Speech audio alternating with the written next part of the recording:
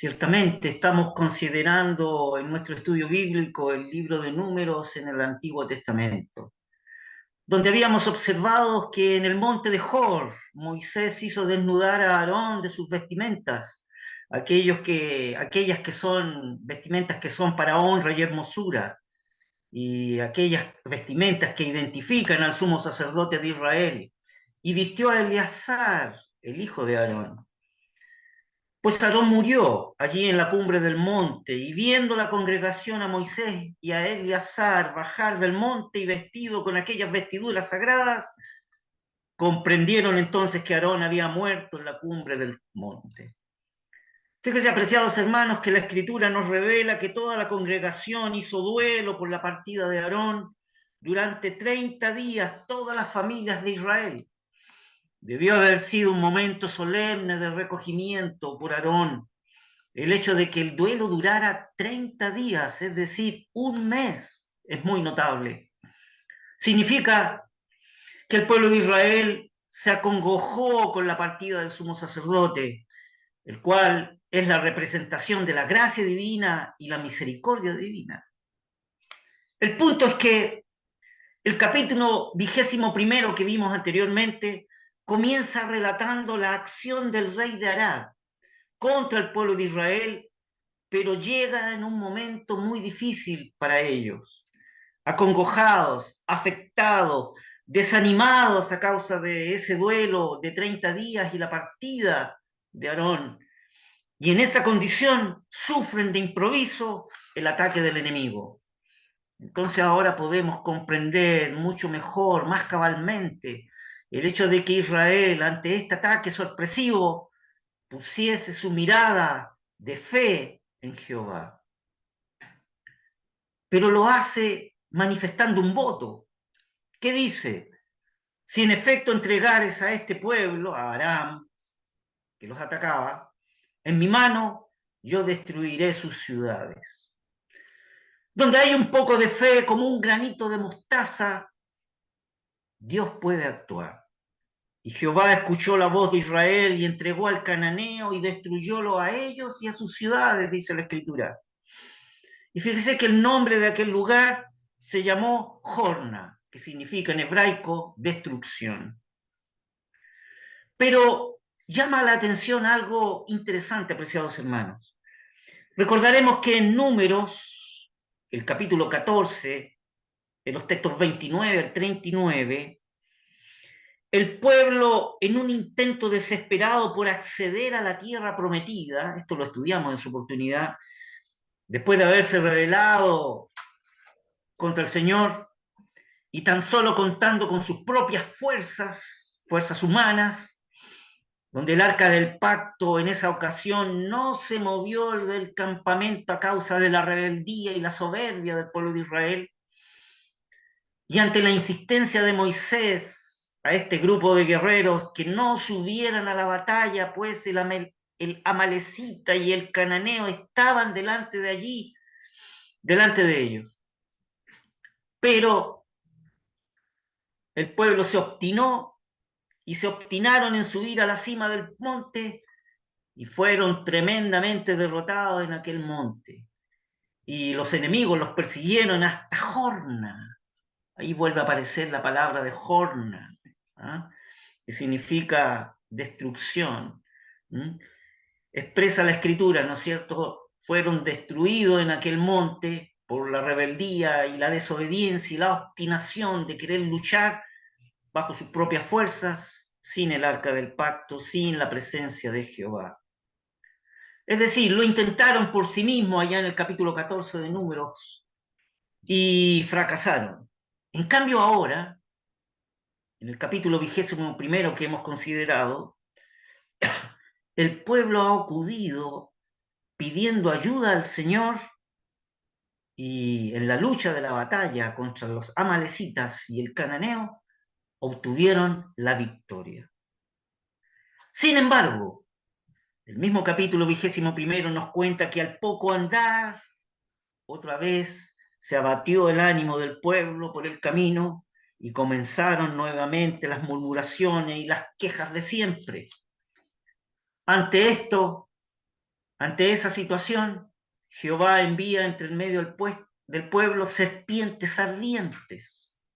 Manifestábamos que el hecho que fueran serpientes ardientes, como lo declara la Escritura, se refiere al efecto que estas serpientes producen cuando muerden a un ser humano. Producen a causa del veneno un ardor tremendo y una fiebre tremenda y la muerte posteriormente. Y es por eso que la Escritura revela serpientes ardientes. Y la verdad que la Escritura revela, apreciados hermanos, que murió mucho pueblo de Israel. Entonces Dios en ese momento da la ordenanza de levantar como una bandera una serpiente hecha de metal. Y será que cualquiera que fuere mordido y mirare a ella, a la serpiente de metal, vivirá. Fijémonos bien, que cuando Israel murmura, tiene como respuesta las mordeduras de las serpientes ardientes.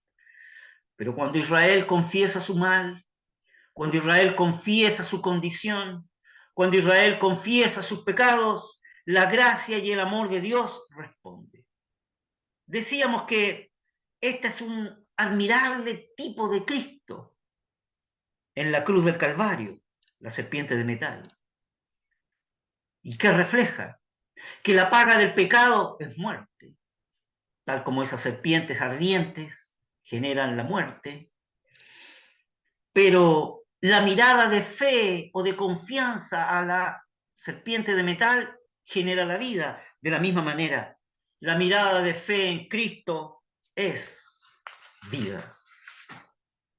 Estas son las buenas nuevas y estas están vigentes hasta el día de hoy, estimado amigo, estimada amiga. Y es por eso que no sin razón la Escritura dice, y como Moisés levantó la serpiente en el desierto, así es necesario que el Hijo del Hombre, es decir, el Señor Jesús, sea levantado. Y el Señor Jesús fue levantado en esa cruz de ignominia. Esto se cumplió literalmente. Al morir el Señor Jesús en la cruz, los pecados del hombre fueron consumados. Terminando las observaciones de nuestro capítulo 21, nuestro capítulo de estudio anterior, las murmuraciones ya no se oyen, los efectos de las serpientes ardientes han desaparecido, y aunque los amoritas, los moabitas y los amonitas están alrededor y el poder de Sejón les cierra el paso, Dios da cánticos de victoria a su pueblo amado, que lo lleva ciertamente en gracia y en amor. Teniendo esto en cuenta, entonces, apreciados hermanos, vamos a considerar ahora los 3 capítulos siguientes, es decir, el capítulo 22 de Números, el capítulo 23 de Números y el capítulo 24 de Números. El hecho de que consideremos estos 3 capítulos es que estos 3 capítulos hablan de un mismo tema y nos hablan acerca del profeta de Balaam, el profeta Balaam. Vamos a leer completamente el capítulo 22 para tener el contexto y las porciones del capítulo 23 y 24, que son las parábolas o los oráculos que escribió Balaam, los consideraremos en el momento que lo vamos a estudiar. Leamos entonces el capítulo número 22 de Números. Son 41 textos. La palabra del Señor dice así: y movieron los hijos de Israel y asentaron en los campos de Moab, de esta parte del Jordán de Jericó. Y vio Balac, el hijo de Zippor, todo lo que Israel había hecho al amorreo. Y Moab temió mucho a causa del pueblo, que era mucho, y angustióse Moab a causa de los hijos de Israel. Y dijo Moab a los ancianos de Madián: ahora lamerá esta gente todos nuestros contornos como lame el buey la grama del campo. Y Balac, hijo de Zippor, era entonces rey de Moab. Por tanto envió mensajeros a Balaam, hijo de Beor, a Petor, que está junto al río en la tierra de los hijos de su pueblo, para que lo llamasen, diciendo: un pueblo ha salido de Egipto, y he aquí cubre la haz de la tierra y habita delante de mí. Ven pues ahora, te ruego, maldíceme a este pueblo, porque es más fuerte que yo. Quizás podré yo herirlo y echarlo de la tierra, que yo sé que el que tú bendijeres será bendito, y el que tú maldijeres será maldito. Y fueron los ancianos de Moab y los ancianos de Madián con las dádivas de adivinación en su mano.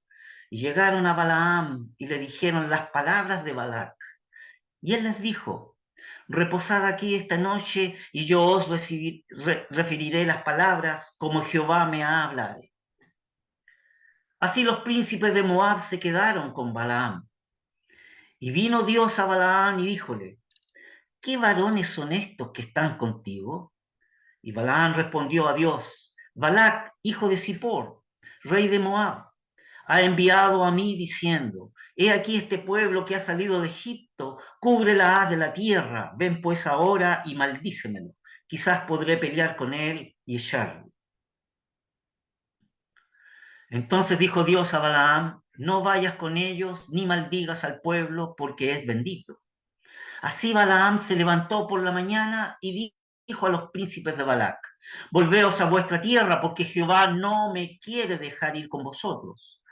Y los príncipes de Moab se levantaron y vinieron a Balac y dijeron, Balaam no quiso venir con nosotros.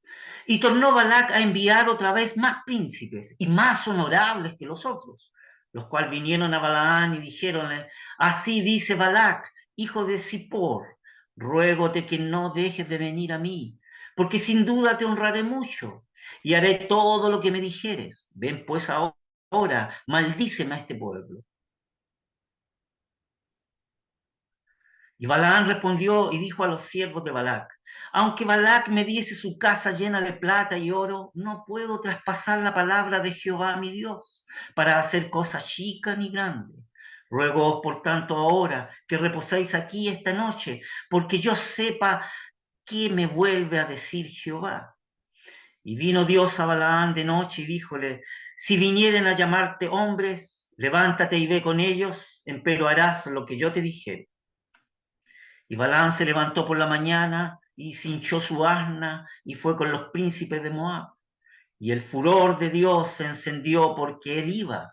Y el ángel de Jehová se puso en el camino por adversario suyo. Iba pues él montado sobre su asna y con él dos mozos suyos. Y el asna vio al ángel de Jehová que estaba en el camino con su espada desnuda en su mano. Y apartóse el asna del camino e iba por el campo. Entonces hirió Balaam al asna para hacerla volver al camino. Mas el ángel de Jehová se puso en senda de viñas que tenía pared de una parte y pared de otra. Y viendo el asna, el ángel de Jehová pegóse a la pared y apretó contra la pared el pie de Balaam y él volvió a herirla. Y el ángel de Jehová pasó más allá y púsose en una angostura, donde no había camino para apartarse ni a diestra ni a siniestra. Y viendo el asna, al ángel de Jehová echóse debajo de Balaam y enojóse Balaam e hirió el asna con el palo. Entonces Jehová abrió la boca al asna, la cual dijo a Balaam, ¿qué te he hecho que me has herido estas tres veces? Y Balaam respondió al asna, porque te has burlado de mí. Ojalá tuviera espada en mi mano que ahora te mataría.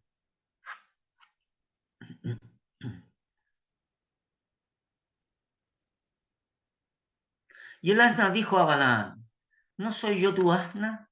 Sobre mí has cabalgado desde que tú me tienes hasta este día. ¿He acostumbrado a hacerlo así contigo? Y él respondió, no. Entonces Jehová abrió los ojos a Balaam y vio al ángel de Jehová que estaba en el camino y tenía su espada desnuda en su mano. Y Balaam hizo reverencia, inclinóse sobre su rostro. Y el ángel de Jehová le dijo, ¿por qué has herido tu asna estas tres veces? He aquí yo he salido para contrarrestarte, porque tu camino es perverso delante de mí. El asna me ha visto, ya se ha apartado luego de delante de mí estas tres veces. Y si de mí no se me hubiera apartado, yo también ahora te mataría a ti y a ella la dejaría viva. Entonces Balaam dijo al ángel de Jehová, he pecado, que no sabía que tú te ponías delante de mí en el camino, mas ahora, si te parece mal, yo me volveré. Y el ángel de Jehová dijo a Balaam, ve con esos hombres, empero la palabra que yo te dijere, esa hablarás. Así Balaam fue con los príncipes de Balac. Y oyendo Balac que Balaam venía, salió a recibirlo a la ciudad de Moab, que está junto al término de Arnón, que es el cabo de los confines. Y Balac dijo a Balaam, ¿no envié yo a ti a llamarte? ¿Por qué no has venido a mí? ¿No puedo yo honrarte? Y Balaam respondió a Balac, he aquí yo he venido a ti, mas ¿podré ahora hablar alguna cosa? La palabra que Dios pusiere en mi boca, esa hablaré. Y fue Balaam con Balac, y vinieron a la ciudad de Jusot. Y Balac hizo matar bueyes y ovejas, y envió a Balaam y los príncipes que estaban con él. Y el día siguiente Balac tomó a Balaam e hízolo subir a los altos de Baal, y desde allí vio la extremidad del pueblo. Estos tres capítulos, apreciados hermanos, forman una porción bien distinta de nuestro libro. Comienza presentándonos al profeta codicioso y luego sus profecías sublimes. Pero hay algo terrible en la historia de Balaam. Fíjese que en hebraico Balaam se lee Bil'am. Eso así se traduce, se lee en hebraico y se traduce Balaam en la escritura. Bil'am. Y fíjese que Bil'am en hebraico significa uno que no es del pueblo, es decir, un forastero, dando a entender de que este profeta, si bien tenía contacto con Dios, no era del pueblo de Israel, era un forastero. Evidentemente que este profeta amaba el dinero, un amor muy frecuente en el día de hoy, apreciados hermanos. El oro y la plata de Balac fueron para este profeta un cebo demasiado atrayente para resistirlo. Satán, el enemigo de Dios, el adversario de Dios, conocía muy bien a su hombre y el precio al cual podía comprarse.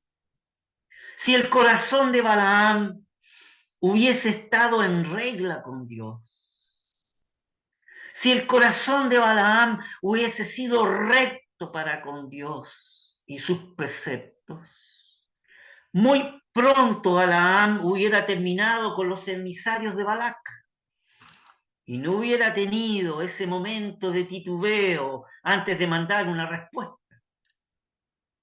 Pero el corazón de Balaam estaba en mal estado. Le vemos desde el principio en la triste situación de un hombre agitado con sentimientos opuestos. Su corazón quería ir hacia Balac, porque codiciaba el oro y la plata de este personaje. Pero al mismo tiempo había una mención de Dios, es decir, en su carácter, en su vida, había una apariencia de piedad.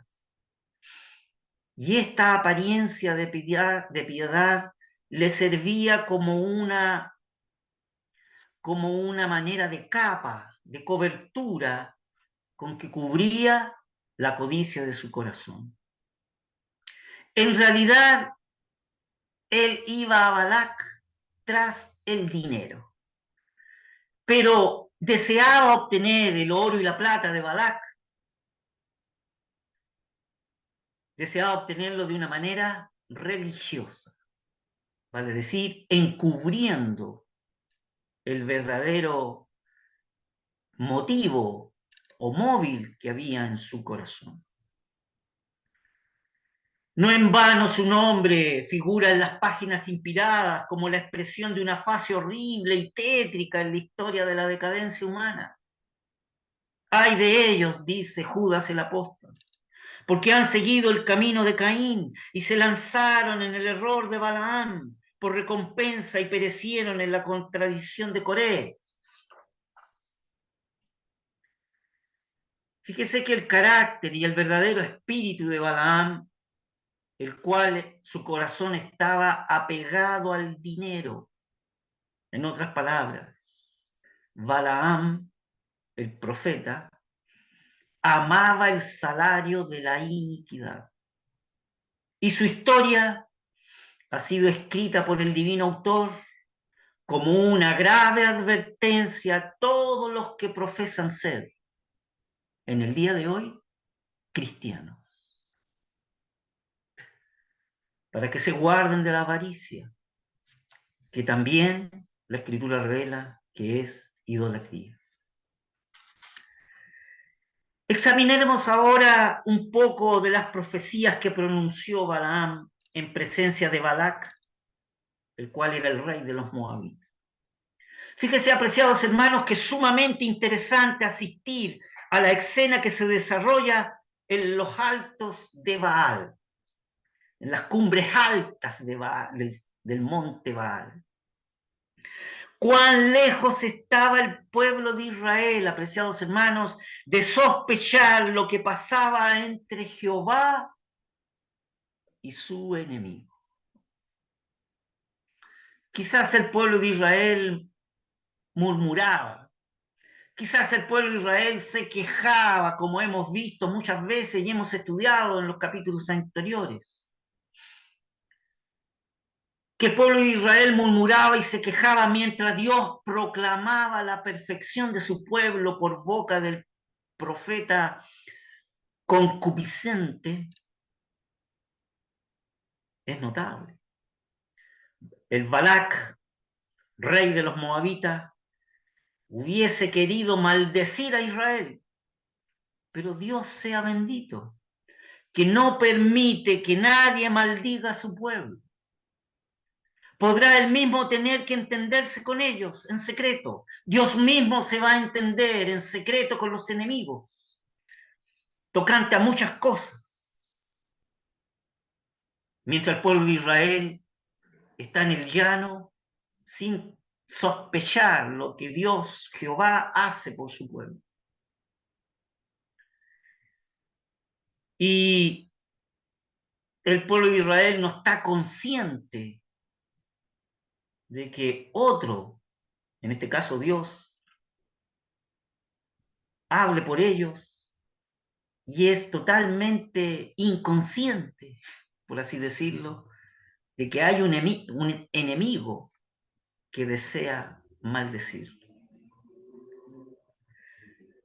Dios podrá censurar a su pueblo y tiene el derecho y la soberanía de hacerlo, pero Dios no permite que otro lo haga.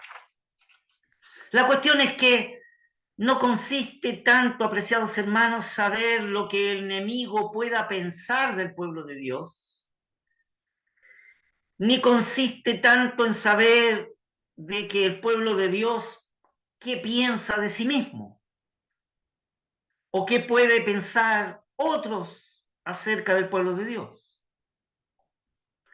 La verdadera e importante cuestión es qué es lo que Dios piensa de su pueblo amado. Él sabe exactamente todo lo que su pueblo amado es. Dios sabe exactamente todo lo que su pueblo amado ha hecho y todo lo que atañe a su pueblo amado.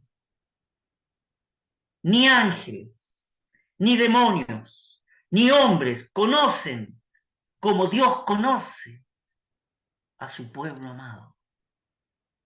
En otras palabras, Él nos conoce perfectamente.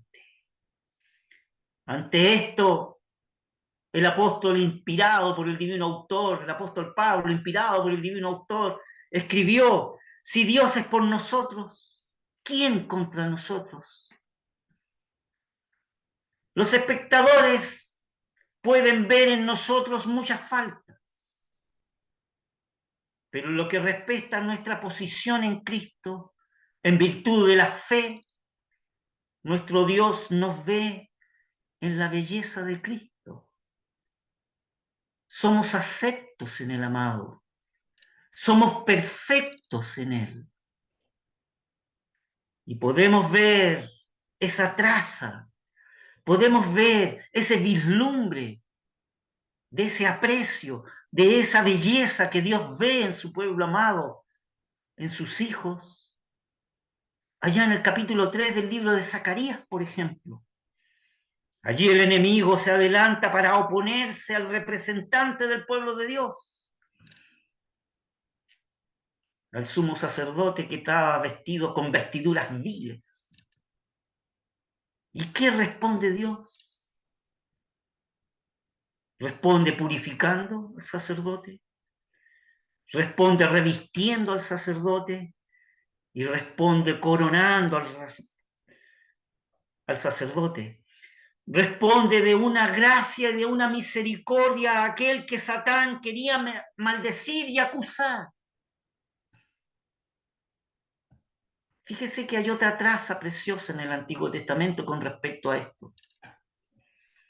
En el libro de los Cantar de los Cantares, vemos al esposo contemplando a la esposa. ¿Y qué le dice el esposo a la esposa? Tú eres hermosa, compañera mía. En ti no hay mancha. Pero ¿cómo se ve la esposa a sí mismo? Ella dice y se mira a sí mismo y dice, morena soy, oh hijas de Jerusalén.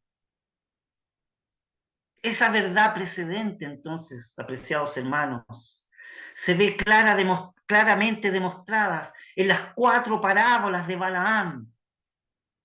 Fíjese que no hubiéramos tenido jamás esa gloriosa presentación de un Israel visto bajo la visión de Dios, según la visión del Todopoderoso, según la visión de la cumbre de la peña y según la visión de aquel varón de ojos abiertos. Si Balac no hubiese procurado maldecir al pueblo de Dios, jamás hubiéramos tenido la apreciación que tiene Dios de los suyos. Jamás hubiéramos tenido un reflejo en la escritura inspirada por el divino autor, los sentimientos de Dios, la ternura que hay en su corazón, en la consideración de su pueblo amado, su pueblo rescatado.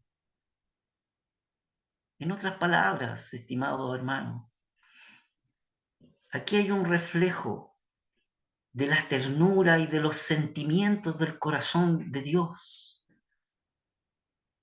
por los suyos, por los rescatados. En otras palabras, por usted, querido y apreciada hermana, y por usted, querido y apreciado hermano. Si Balac no hubiese procurado maldecir al pueblo de Dios, y ante esa realidad, Jehová pudo abrir los ojos de un hombre sobre el verdadero estado de las cosas que se relacionan con la posición de su pueblo amado, la posición que ese pueblo amado tiene delante de él. No con respecto a la condición que el pueblo de Israel tiene, sino con respecto a la posición que ese pueblo rescatado, santificado, amado y apreciado por Dios tiene delante de él. Así entonces, daremos una ojeada general sobre el continuo de estos nobles capítulos y vamos a recorrer cada uno de esos 4 discursos por separado.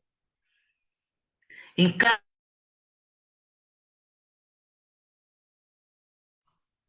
cada uno de esos discursos encontramos un punto principal, es decir, un rasgo distintivo en el carácter y en la condición del pueblo de Dios, pero vistas bajo la visión del Todopoderoso.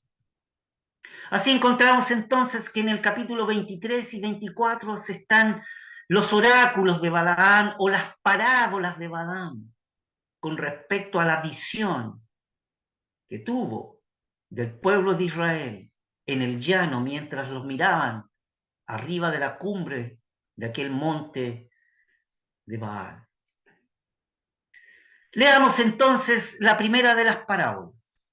La encontramos en el capítulo 23, desde el texto 8 al texto 10. Voy a leer, perdón, desde el texto 7 al texto 10. Dice así la palabra del Señor. Y él tomó su parábola y dijo, de Harán me trajo Balac, rey de Moab, de los montes del oriente, ven, maldíceme a Jacob, y ven, execra a Israel.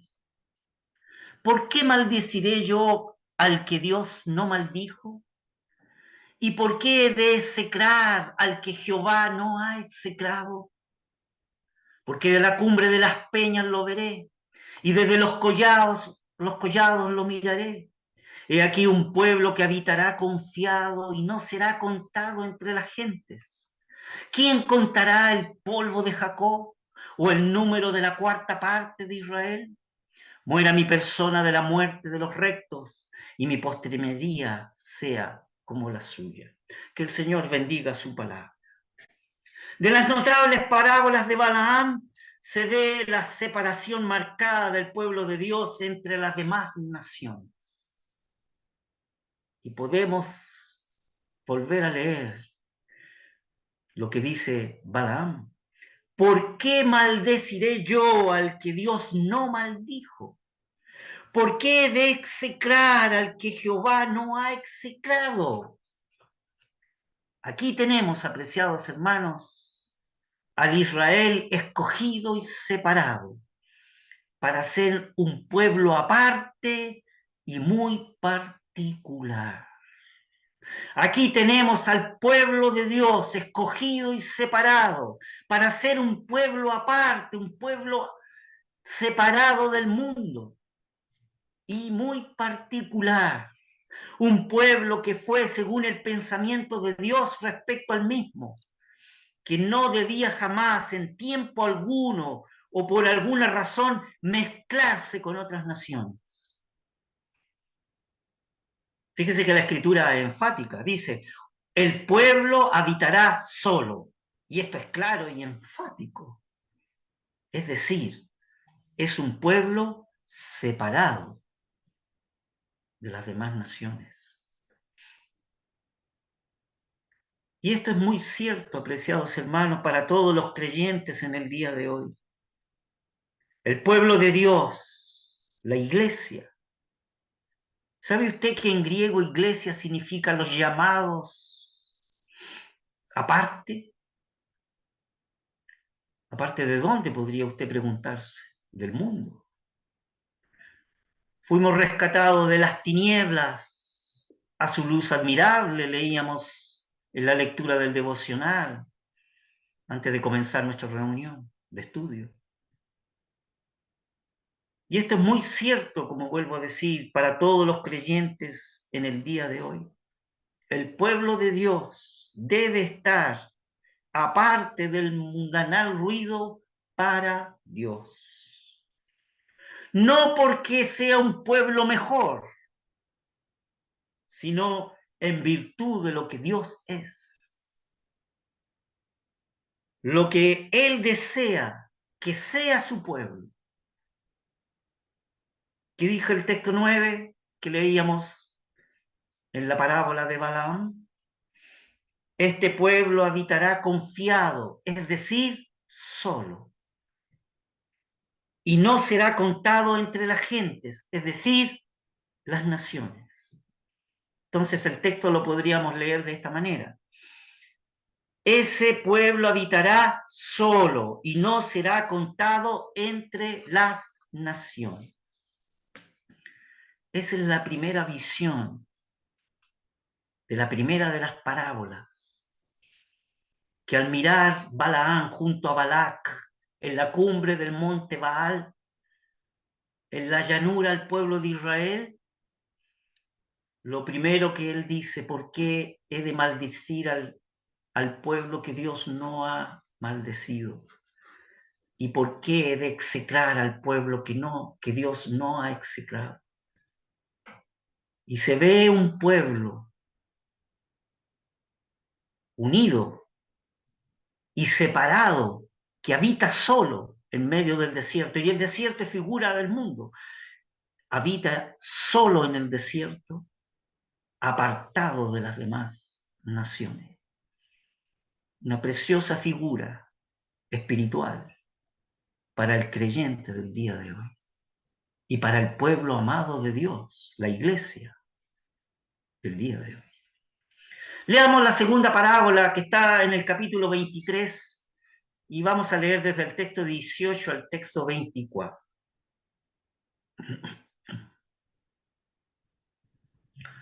¿Será posible proyectar el texto, por favor? Muchas gracias. La palabra del Señor dice así: entonces él tomó su parábola y dijo: Balac, levántate y oye. Escuche mis palabras, hijo de Zippor. Dios no es hombre para que mienta, ni hijo de hombre para que se arrepienta. Él dijo y no hará, habló y no ejecutará. He aquí yo he tomado bendición, y él bendijo, y no podré revocarla. No ha notado iniquidad en Jacob, ni ha visto perversidad en Israel. Jehová su Dios es con él, y júbilo de rey en él. Dios los ha sacado de Egipto. Tiene fuerzas como de unicornio, porque en Jacob no hay agüero, ni adivinación en Israel. Como ahora será dicho de Jacob y de Israel lo que ha hecho Dios. He aquí el pueblo que como león se levantará y como león se erguirá. No se echará hasta que coma la presa y beba la sangre de los muertos. Que el Señor bendiga su palabra. En su segundo discurso, Balaam, el profeta, expone no solamente el estado negativo, sino también el positivo del pueblo amado de Dios. Henos aquí, apreciados hermanos, en un terreno elevado. Es en verdad la cumbre de las peñas donde está Balac y Balaam observando a Israel. El aire puro y la vasta extensión de las colinas donde el pueblo de Dios puede ser visto, pero con la visión del Todopoderoso. Visto como Él lo ve, sin mancha y sin arruga, ni cosa semejante. Todas las deformidades están ocultas a la vista, revistiendo de la belleza que podemos decir en el día de hoy. Todas nuestras deformidades y nuestras manchas están ocultas, revestidos en Cristo. Aquí en esta sublime parábola de Balaam, la bendición y la seguridad del pueblo de Dios depende no de ellos mismos. La seguridad y la bendición de Israel no depende de Israel, sino de la veracidad y la fidelidad de Jehová su Dios. ¿Qué dijo Balaam en su parábola, en su segunda parábola? Él bendijo y no podré revocarlo. Y esa es la premisa, apreciados hermanos. En la primera parábola el caso era: Dios no ha maldecido. Y aquí en la segunda parábola el caso era: Él bendijo. Dios bendijo y no puede ser revocada esa bendición. Sin embargo, hay un progreso evidente en la visión que Balaam tiene del pueblo mientras le habla a Balac, el rey de los moabitas. Entre tanto que Balac lleva al profeta concupiscente de sitio en sitio, tratando de alguna manera de que Balaam maldiga y execrara al pueblo. Pero Dios toma ocasión para descubrir en cada momento nuevos rasgos, nuevos matices de belleza del pueblo, nuevos puntos de seguridad en su posición delante de él. Por lo tanto, no solo muestra un pueblo asegurado viviendo aparte, sino también un pueblo santificado delante de él. Teniendo a Jehová su Dios en su compañía y oyendo un cántico de triunfo real en medio de él, no ha notado iniquidad en Jacob, ni ha visto perversidad en Israel. Déjame decirte, estimado hermano y hermana, el enemigo puede decir lo contrario. El enemigo puede decir, hay iniquidad y perversidad en tu vida. Pero ¿quién hará que Dios las note? Si a él le preocupó de cubrirlas con una espesa nube por amor a su nombre, y que dice la Escritura, inspirada por el divino autor, si Dios es el que justifica, ¿quién será el que condene? Aún así, no obstante, el rey de Moab esperaba y trataba aún de alcanzar su objetivo, maldecir al pueblo de Dios. Y Balaam hacía otro tanto, ya que se había aliado contra el Israel de Dios. Y aquí, apreciados hermanos, hay una figura de la bestia y el falso profeta, donde Balac es figura de la bestia y Balaam es figura del falso profeta, los cuales se levantarán a jugar un tan terrible papel en el porvenir de Israel, pero fracasarán. Así está escrito, así está predeterminado y así está predicho. Consideremos ahora la tercera de las parábolas de Balaam. Esta se encuentra en el capítulo 24, en sus primeros 9 textos. La palabra del Señor dice así: y como vio Balaam que parecía bien a Jehová que él bendijese a Israel, no fue como la primera y segunda vez a encuentro de agüeros, sino que puso su rostro hacia el desierto y alzó sus ojos y vio a Israel alojado por sus tribus, y el Espíritu de Dios vino sobre él. Entonces tomó parábola y dijo Balaán, hijo de Beor, y dijo el varón de los ojos abiertos, dijo el que oyó los dichos de Dios, el que vio la visión del Omnipotente, caído más abiertos los ojos.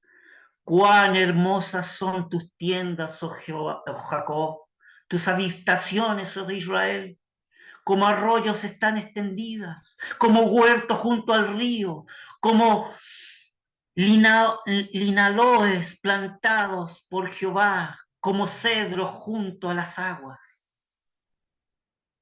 De sus manos destilarán aguas, y su simiente será en muchas aguas, y ensalzarse ha su rey más que Agag, y su reino será ensalzado. Dios los sacó de Egipto, tiene fuerzas como de unicornio, comerá a la gente sus enemigas y desmenuzará sus huesos y asateará sus saetas. Se encorvará para echarse como león, como leona. ¿Quién lo despertará? Bendito los que te bendijeren y maldito los que te maldijeren. Que el Señor bendiga su palabra. Esta es la tercera de las parábolas de Balaam. Qué rica gracia brilla aquí en esta tercera parábola. Cuán hermosas son tus tiendas, oh Jacob, y tus habitaciones, oh Israel. Si alguien hubiera descendido para examinar esas tiendas y esas habitaciones que habitaba Israel abajo en el llano, según la visión del hombre, pudieran esas tiendas y esas habitaciones haberse parecidas a las negras tiendas de Cedar o de Cadar, como dice allá en Cantares, en su capítulo 1. pero bajo la visión o bajo la mirada de la visión del Omnipotente, esas tiendas eran hermosas. Y el que no las viese así, entonces tenía o tiene la necesidad de tener ojos abiertos. Si miramos a los hijos de Dios desde la cumbre de las peñas, los verá como Dios ve. Es decir, con con la belleza de Cristo. Los mirará revestidos con la belleza del Señor Jesús, perfectamente en Él y bendecidos por Él. Y es más, bendecidos en los lugares celestiales en Cristo. Si miramos sus tiendas y habitaciones, se dice, ¿y qué se dice? ¿Qué es lo que ve el Dios omnipotente de las tiendas y las habitaciones de su pueblo amado? Cuán hermosas son tus tiendas, oh Jacob, y tus habitaciones, oh Israel. No solamente las habitaciones de Israel son bellas a los ojos de Jehová, sino que su pueblo mismo se nos presenta como disfrutando de las fuentes de la gracia y de la misericordia del ministerio viviente que están en Dios. ¿Y ese no es el reflejo de la iglesia de Dios que nos ve en Cristo? Oh, qué consuelo, apreciados hermanos. Oh, qué gozo más grande poder gozarnos en que Dios dice, cuán hermosas son las tiendas, oh Jacob, y tus habitaciones, oh Israel. Y aquí hay un reflejo de la iglesia de Dios en Cristo Jesús. Cómo Dios ve a su pueblo amado revestidos de Cristo. Terminaremos nuestras observaciones con la última de las parábolas de Balaam, y esta está considerada en el capítulo 24, desde su texto 10 a su texto 17. Proyectemos entonces la porción del texto y leámoslas. Lo que dice la palabra del Señor. La palabra del Señor dice así: entonces se encendió la ira de Balac contra Balaán, y batiendo sus palmas le dijo, ¿para qué maldecir a para maldecir a mis enemigos te he llamado? Y aquí tú los has resueltamente bendecido ya 3 veces. Húyete, por tanto, ahora a tu lugar. Yo te dije que te honraría, mas he aquí que Jehová te ha privado de honra. Y Balaam le respondió, ¿no lo declaré yo también a tus mensajeros que me enviaste, diciendo, si Balac me diese su casa llena de plata y oro, yo no podré traspasar el dicho de Jehová para hacer cosa buena ni mala de mi arbitrio? Mas lo que Jehová hablare, eso diré yo. He aquí yo me voy ahora a mi pueblo, por tanto ven, te indicaré lo que este pueblo ha de hacer a tu pueblo en los postrimeros días. Y tomó su parábola y dijo, Balaam, hijo de Beor, dijo el varón de ojos abiertos, dijo el que oyó los dichos de Jehová, el que sabe la ciencia del Altísimo, el que vio la visión del Omnipotente caído, más abierto los ojos. Verélo, mas no ahora. Lo miraré, mas no de cerca. Saldrá estrella de Jacob y levantaráse cetro de Israel y herirá los cantones de Moab y destruirá a todos los hijos de Sed. Que el Señor bendiga su palabra. Habiendo oído Balac, entonces, el brillante testimonio en cuanto al porvenir de Israel y a la destrucción de todos sus enemigos, entonces Balac se exasperó en extremo. Sobre la más alta cima de las peñas contemplamos las vastas llanuras de la gloria, desplegándose a lo lejos en un delicado porvenir en sus orillas. ¿Y qué distinguimos? ¿Qué es lo que apreciamos? Al león de la tribu de Judá, acostándose. Lo oímos rugir, apoderándose de todos sus enemigos. La estrella de Jacob se levanta para no ocultarse más. El verdadero David asciende al trono de su padre. Israel dominará la tierra y todos sus enemigos son cubiertos de vergüenza y de eterno desprecio. Es imposible entonces, apreciados hermanos, no concebir algo más magnífico que estas palabras, y son lo más notable que la Escritura nos revela. Cuando son pronunciadas al final del curso de Israel que camina por el desierto. Y aunque la alianza de Balac y Balaán son tipos de la bestia y del falso profeta, son llamados a fracasar. Israel, siendo bendecido por Dios, no puede ser maldecido por nadie. Y de igual manera, apreciados hermanos,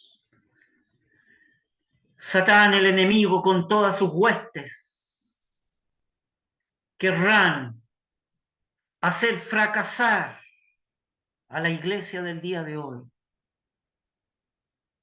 Y la promesa de las palabras del Señor es que no prevalecerá de ninguna manera. Son llamados a fracasar. Entonces, ante esa situación, se levantó Balaam y se fue y volvióse a su lugar. Y también la Balac se fue por su camino. Y lo mismo sucederá con la iglesia del día de hoy. El enemigo no podrá maldecir a la iglesia y no prevalecerá en las puertas del infierno.